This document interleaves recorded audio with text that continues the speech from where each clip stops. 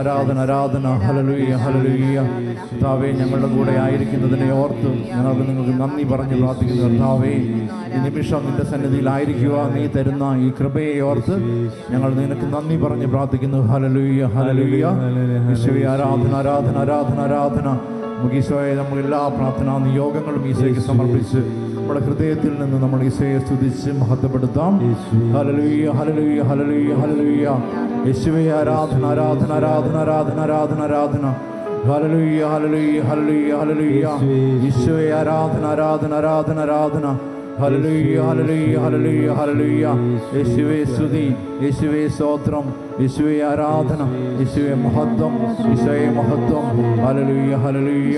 എല്ലാ മഹത്വത്തിനും സ്തുതിക്ക് യോഗ്യനായവനെ നിന്നെ ഞങ്ങൾ ആരാധിക്കുകയും സ്തുതിക്കുകയും മഹത്വപ്പെടുത്തുകയും ചെയ്യുന്നു. ഹല്ലേലൂയ ഹല്ലേലൂയ ഹല്ലേലൂയ ഹല്ലേലൂയ. യേശുവേ ആരാധന, യേശുവേ മഹത്വം, യേശുവേ സ്തുതി, യേശുവേ നന്ദി. ഹല്ലേലൂയ ഹല്ലേലൂയ ഹല്ലേലൂയ.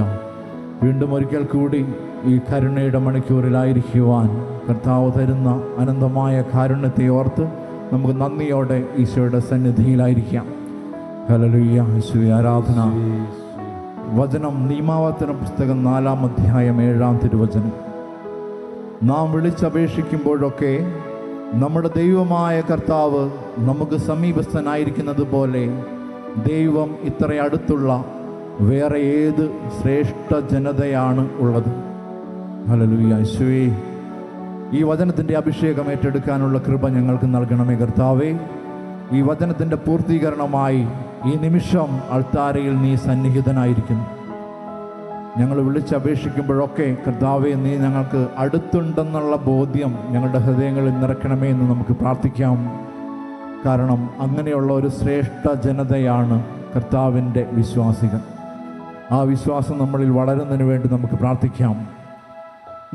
നമ്മളെപ്പോഴും ഈ ആരാധനയെ നമ്മൾ ചിന്തിക്കുന്നത് ദൈവകരുണയെക്കുറിച്ച്. പക്ഷേ കരുണയുടെ മഹത്വം നമുക്ക് വെളിപ്പെടണമെന്നുണ്ടെങ്കിൽ നമ്മൾ ദൈവനീതിയെക്കുറിച്ചും ചിന്തിക്കണം. നമ്മുടെ ദൈവം കാരുണ്യവാനുമാണ്, നീതിമാനുമാണ്. മത്തായിയുടെ സുവിശേഷം 5-ാം അധ്യായം 20-ാം തിരുവചനം. നിങ്ങളുടെ നീതി ഫരിസേയരുടെ നീതിയെ അതിശയിക്കുന്നില്ലെങ്കിൽ നിങ്ങൾ സ്വർഗരാജ്യത്തിൽ പ്രവേശിക്കുകയില്ല. ദൈവനീതിയും ഫരിസേയ നീതിയും നമുക്കറിയാം. ഫരിസേയരും പ്രാർത്ഥിക്കുന്നവരും ഉപവസിക്കുന്നവരുമൊക്കെ ആയിരുന്നു. അപ്പം അവരുടെ നീതിയെ നമ്മുടെ നീതി അതിശയിക്കുന്നില്ലെങ്കിൽ നമ്മൾ സ്വർഗരാജ്യത്തിൽ പ്രവേശിക്കുകയില്ല. മത്തായിയുടെ സുവിശേഷം 5-ാം അധ്യായം 5, 6, 7 അധ്യായങ്ങളിൽ ദൈവനീതിയെക്കുറിച്ച് പറയുന്നുണ്ട്. നമ്മളത് ശ്രദ്ധയോടെ വായിച്ചാൽ നമുക്ക് ലോകത്തിൻ്റെ നീതിയും ദൈവത്തിൻ്റെ നീതിയും തമ്മിലുള്ള വ്യത്യാസം മനസ്സിലാവും. കാരണം വചനം പറയുന്നു, കണ്ണിന് പകരം കണ്ണ്, പല്ലിന് പകരം പല്ല് എന്ന് നിങ്ങൾ കേട്ടിട്ടുണ്ടല്ലോ. ഞാൻ നിങ്ങളോട് പറയുന്നു, ഒരു കരണത്തടിക്കുന്നവന് മറുകരണം കൂടെ കാണിച്ചു കൊടുക്കുക. ഇതാണ് നമ്മൾ ജീവിക്കേണ്ട ദൈവനീതി. ഒരു വിശ്വാസി എന്ന നിലയിൽ നമ്മൾ കരുണയെക്കുറിച്ച് ധ്യാനിക്കുമ്പോൾ തന്നെ ദൈവത്തിൻ്റെ നീതിയെക്കുറിച്ചും ധ്യാനിക്കണം. അത് എത്രത്തോളം പ്രാധാന്യമുള്ളതാണെന്ന് നമുക്ക് മനസ്സിലാകണമെങ്കിൽ ദൈവപരിപാലനയെക്കുറിച്ച് മത്തായിയുടെ സുവിശേഷം 6-ാം അധ്യായത്തിൽ വചനം പറയുന്നത് ഇങ്ങനെയാണ്. ആ അധ്യായത്തിൽ പറയുന്നത് ഇങ്ങനെയാണ്: നിങ്ങൾ ആദ്യം അവിടുത്തെ രാജ്യവും അവിടുത്തെ നീതിയും അന്വേഷിക്കുക, അതോടൊപ്പം മറ്റുള്ളവയെല്ലാം നിങ്ങളോട് കൂടെ ചേർക്കപ്പെടും. അതിൽ നിന്ന് തന്നെ നമുക്ക് മനസ്സിലാകും ദൈവത്തിൻ്റെ നീതിയുടെ പ്രാധാന്യം. നമ്മൾ ആ ബോധ്യം, എന്താണ് ദൈവനീതി? നിങ്ങളോട് വായ്പ ചോദിക്കുന്നവരോട് ഇല്ലെന്ന് പറയരുത്, കടം ചോദിക്കുന്നവന് കൊടുക്കാതിരിക്കരുത്. ഇതൊക്കെ നമുക്ക് മത്തായിയുടെ സുവിശേഷം 5, 6, 7 വചനങ്ങളിൽ നമുക്ക് വ്യക്തമായിട്ട് അറിയാവുന്നതാണ്. പഴയ നിയമത്തിൽ പറയുന്നുണ്ട്, കൊല്ലരുത്, കൊല്ലുന്നവൻ ശിക്ഷാവിധിക്ക് അർഹനാകും. പക്ഷെ പുതിയ നിയമത്തിലേക്ക് വരുമ്പോൾ ദൈവനീതിയിൽ നമ്മളത് ചിന്തിക്കുമ്പോൾ ഇങ്ങനെയാണ്: സഹോദരനോട് കോപിക്കുന്നവൻ ശിക്ഷാവിധിക്ക് അർഹനാകുമെന്നാണ് വചനം പറയുന്നത്. അപ്പോൾ രണ്ട് നീതിയും തമ്മിലുള്ള വിശ്വാസം, ആ വ്യത്യാസം നമുക്ക് മനസ്സിലാക്കാൻ നമ്മൾ ഈശോയോട് പ്രാർത്ഥിക്കാം. കർത്താവേ, അതിനുള്ള കരുണയും കൃപയും നീ ഞങ്ങൾക്ക് നൽകണം. കാരണം നമ്മുടെ ചില പ്രാർത്ഥനാ മേഖലകൾ പോലും ഒരുപക്ഷെ തുറക്കപ്പെടാത്തത് ഈ ഒരു ബോധ്യമില്ലാത്തതിൻ്റെ പേരിലായിരിക്കും. പത്രോസ്ലീഹ എഴുതിയ ലേഖനം 3-ാം അധ്യായം 12-ാം തിരുവചനത്തിൽ വചനം പറയുന്നത് ഇങ്ങനെയാണ്: കർത്താവിൻ്റെ കണ്ണുകൾ നീതിമാന്മാരുടെ പ്രാർത്ഥനകൾക്ക് നേരെയും അവിടുത്തെ ചെവികൾ അവിടുത്തെ പ്രാർത്ഥനകൾ നമ്മുടെ പ്രാർത്ഥനകൾക്ക് നേരെയും ഈശോയുടെ ചെവികൾ തുറന്നിരിക്കുന്നുവെന്ന് പത്രോസ്ലീഹ എഴുതിയ 3-ാം അധ്യായം 12-ാം തിരുവചനത്തിൽ വചനം പറയുന്നു. അതിനോടുകൂടി കൂട്ടിച്ചേർക്കുകയാണ്, അനീതി പ്രവർത്തിക്കുന്ന അല്ലെങ്കിൽ തിന്മ പ്രവർത്തിക്കുന്നവരുടെ പ്രാർത്ഥന അവിടുന്ന് കേൾക്കുന്നില്ല. നമ്മളെപ്പോഴും കരുണയെക്കുറിച്ച് ധ്യാനിക്കുന്നവരാണ്. പക്ഷെ നമ്മുടെ ചില മേഖലകളിൽ ചില ദൈവിക ഇടപെടലുകൾ തടസ്സപ്പെടുന്നുണ്ടെങ്കിൽ ഈ വചനമൊക്കെ നമ്മളൊന്ന് പ്രാർത്ഥിച്ച് ധ്യാനിക്കുന്നത് നല്ലതാണ്. തിന്മ പ്രവർത്തിക്കുന്നവരുടെ പ്രാർത്ഥന അവിടുന്ന് കേൾക്കുന്നില്ല. അതുപോലെ യെശയ്യാ പ്രവാചകൻ 59-ാം അധ്യായം 2-ാം തിരുവചനത്തിൽ വചനം പറയുന്നത് ഇങ്ങനെയാണ്: നിന്റെ അകൃത്യങ്ങൾ നിന്നെയും ദൈവത്തെയും തമ്മിൽ അകറ്റിയിരിക്കുന്നു. നിന്റെ പാപങ്ങൾ അവിടുത്തെ മുഖം നിന്നിൽ നിന്ന് മറച്ചിരിക്കും. ചില വെളിപ്പെടുത്തപ്പെടാത്ത പാപങ്ങൾ, ഏറ്റുപറയാത്ത അനുതപിക്കാത്ത പാപങ്ങളൊക്കെ നമ്മുടെ ജീവിതത്തിലുണ്ടോ എന്ന് ഈ വചനത്തിലൂടെ നമ്മൾ ധ്യാനിക്കണം. നമ്മൾ ആർക്കൊക്കെ വേണ്ടി പ്രാർത്ഥിക്കുന്നോ നമ്മൾ ചിന്തിക്കണം, കർത്താവേ, ഏതെങ്കിലും പാപ സാഹചര്യങ്ങൾ മൂലം എനിക്ക് നിന്നോട് അടുത്തു വരാൻ കഴിയാത്ത അവസ്ഥയുണ്ടോ? തുറന്നു പറയാത്ത പാപമേഖലകളുണ്ടോ? അങ്ങനെയെങ്കിൽ അതെല്ലാം നമുക്ക് ഈശോയോട് കൊടുത്ത് നമുക്ക് പ്രാർത്ഥിക്കാം. കാരണം നമ്മൾ എങ്ങനെ പ്രാർത്ഥിക്കുന്നു എന്നുള്ളതല്ല, ദൈവം ആഗ്രഹിക്കുന്ന രീതിയിൽ നമ്മൾ പ്രാർത്ഥിക്കുന്നുണ്ടോ എന്നുള്ളതാണ് നമുക്ക് നോക്കേണ്ടത്. കാരണം നമ്മൾ പള്ളിയിൽ പോകുന്നവരാണ്, പ്രാർത്ഥിക്കുന്നവരാണ്, കുരിശിൻ്റെ വഴിയും ജപമാല തുടങ്ങിയ ഭക്ത അഭ്യാസങ്ങളോടൊക്കെ നമ്മൾ കടന്നു പോകുന്നവരാണ്. അങ്ങനെയുള്ള നമ്മൾ പേടിയോടുകൂടി വായിക്കേണ്ട ഒരു വചനഭാഗം. നമുക്കത് പേടി തോന്നാത്തതിൻ്റെ കാര്യം നമ്മൾ അത്ര ആഴമായി ധ്യാനിച്ചിട്ടുണ്ടാവില്ല. മത്തായിയുടെ സുവിശേഷം 7-ാം അധ്യായം 22-ാം തിരുവചനം. അന്ന് പലരും എൻ്റെ അടുത്ത് വരും. അവരെന്നോട് ചോദിച്ചു, കർത്താവേ, കർത്താവേ, ഞങ്ങൾ നിൻ്റെ നാമത്തിൽ പ്രവചിച്ചിട്ടുണ്ട്, അത്ഭുത കൃത്യങ്ങൾ ചെയ്തിട്ടുണ്ട്, ഞങ്ങൾ പിശാചുക്കളെ ബഹിഷ്കരിച്ചിട്ടുണ്ട്. ഈശോ അവരോട് പറഞ്ഞൊരു ചോദ്യമാണ്, നിങ്ങൾ എന്നിൽ നിന്ന് അകന്നു പോകുവിൻ, അനീതി പ്രവർത്തിക്കുന്നവരെ നിങ്ങൾ എന്നിൽ നിന്ന് അകന്നു പോകുവിൻ, കാരണം നിങ്ങളെ ഞാൻ ഒരിക്കലും അറിഞ്ഞിട്ടില്ല. നമ്മളാരും ഒരുപക്ഷെ പിശാചുക്കളെ ബഹിഷ്കരിച്ചിട്ടുണ്ടാവില്ല, അത്ഭുത പ്രവർത്തനങ്ങൾ ചെയ്തിട്ടുമുണ്ടാവില്ല. ഇത് ചെയ്തവരോടാണ് ഈശോ ഈ ചോദ്യം ചോദിക്കുന്നത്.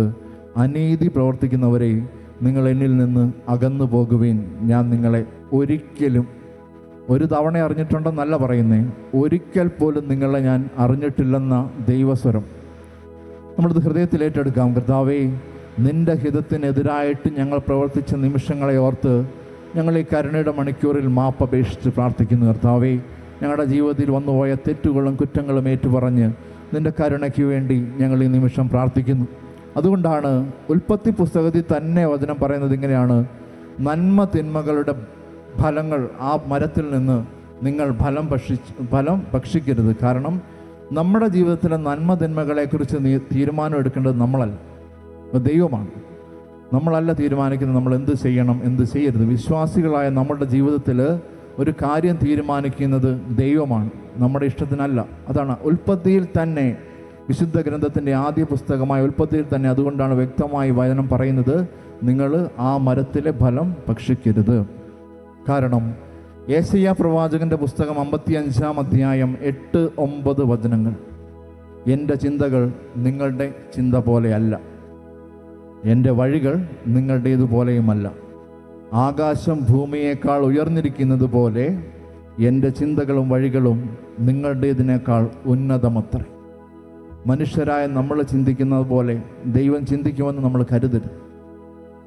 നമ്മൾ പ്രാർത്ഥിക്കാം, നമ്മൾ നമ്മുടേതായ ജീവിതത്തിൽ തീരുമാനമെടുക്കാം, നമ്മൾ നമ്മുടേതായ ആത്മീയ ജീവിതം ജീവിക്കുന്നുണ്ടാവാം.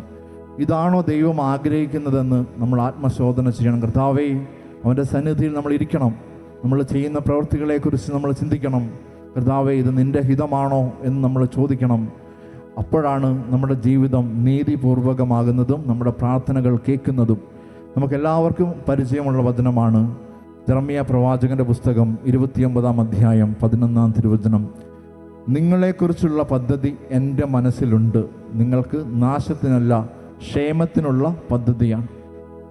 ഇത്ര വ്യക്തമായി വചനം പറയുമ്പോഴും നമ്മുടെ ജീവിതത്തിൽ ചില വേദനകൾ ഉണ്ടാകുമ്പോൾ, ചില ദുരിതങ്ങളൊക്കെ സംഭവിക്കുമ്പോൾ നമ്മളതിനെ ഏത് രീതിയിലാണ് നോക്കിക്കാണുന്നത് എന്ന് നമുക്കൊന്ന് ചിന്തിക്കാം. നമ്മളതിനെ ദൈവ പദ്ധതിയായിട്ട് കാണാറുണ്ടോ?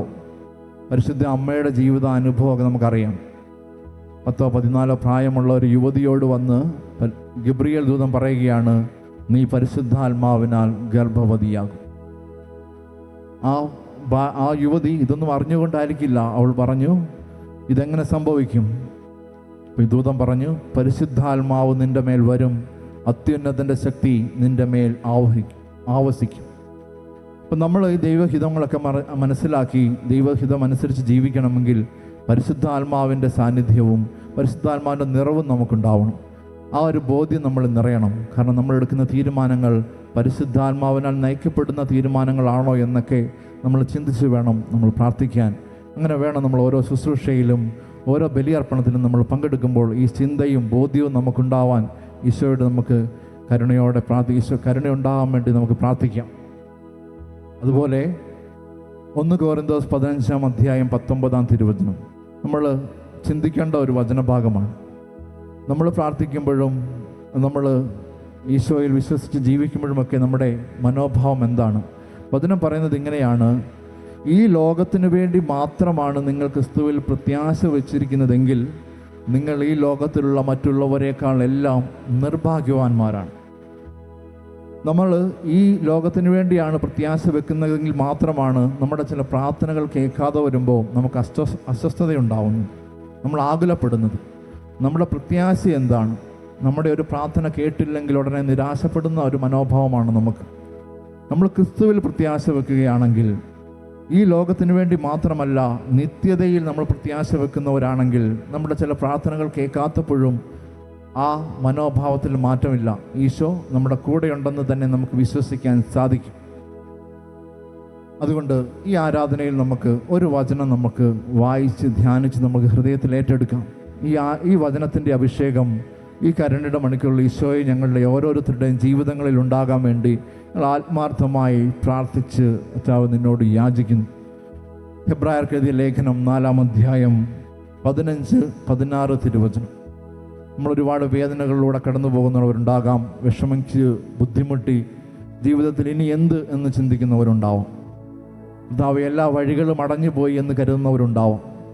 അവരോട് വചനം പറയുന്നത് ഇതാണ്, നമ്മുടെ ബലഹീനതകളിൽ നമ്മോടൊത്ത് സഹതപിക്കാൻ കഴിയാത്ത ഒരു പ്രധാന പുരോഹിതനല്ല നമുക്കുള്ളത്.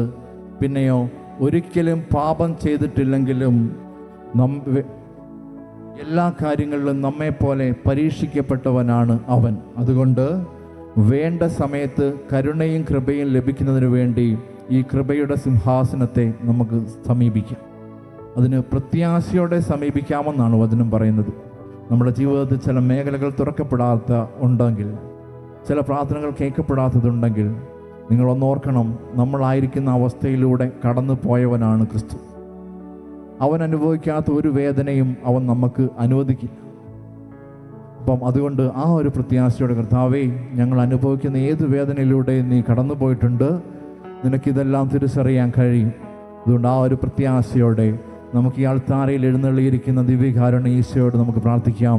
ഈ പ്രത്യാശയുടെ ഈ കൃപയുടെ സിംഹാസനത്തെ ആ ഒരു മനോഭാവത്തോടുകൂടി നമുക്ക് സമീപിക്കാം. കർത്താവ് അതിനു വേണ്ടിയുള്ള കൃപയും കാരുണ്യവും ഞങ്ങളുടെ ജീവിതത്തിൽ വർഷിക്കപ്പെടുന്നണമേ എന്ന് നമുക്ക് പ്രാർത്ഥിക്കാം. ദിവ്യകാരുണ്യ ആശീർവാദത്തിനായിട്ട് നമ്മൾ ഒരുങ്ങുമ്പോൾ നമ്മൾ കേട്ട വചനം നമുക്ക് ഹൃദയത്തിൽ ഏറ്റെടുക്കാം. നമുക്ക് വേണ്ട സമയത്ത് കൃപയും കാരുണ്യവും ലഭിക്കുന്നതിനായി നമുക്ക് കൃപാവരത്തിൻ്റെ സിംഹാസനത്തെ പ്രത്യാശയോടെ സമീപിക്കാം. കർത്താവേ, ആ ഒരു ഉറപ്പ് മതി ഞങ്ങൾക്ക് ജീവിക്കാൻ. ഞങ്ങളെ വേണ്ട സമയത്ത് നീ ഇടപെടുമെന്ന് ഞങ്ങൾ ഉറച്ച് വിശ്വസിച്ച് ആ ബോധ്യം ഞങ്ങളെ നിറയുവാനായി ഞങ്ങളോട് നീ കരുണ കാണിക്കണം. ആ കൃപ ഞങ്ങൾക്ക് നൽകണമേ എന്ന് ആത്മാർത്ഥമായി ഹൃദയത്തിൽ ആഗ്രഹിച്ച് നമുക്ക് താഴ്ന്ന സ്വരത്തിൽ സ്തുതിച്ചുകൊണ്ട് പരിശുദ്ധ ദിവ്യകാരുണ്യ ആശീർവാദം നമുക്ക് സ്വീകരിക്കാം.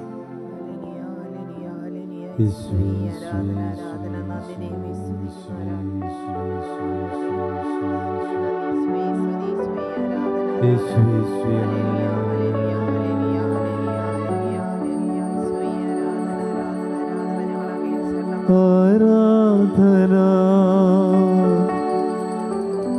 ആരാധന ആരാധന യേശുനാഥ. പരിശുദ്ധ പരമമാ ദിവ്യകാരുണ്യമേ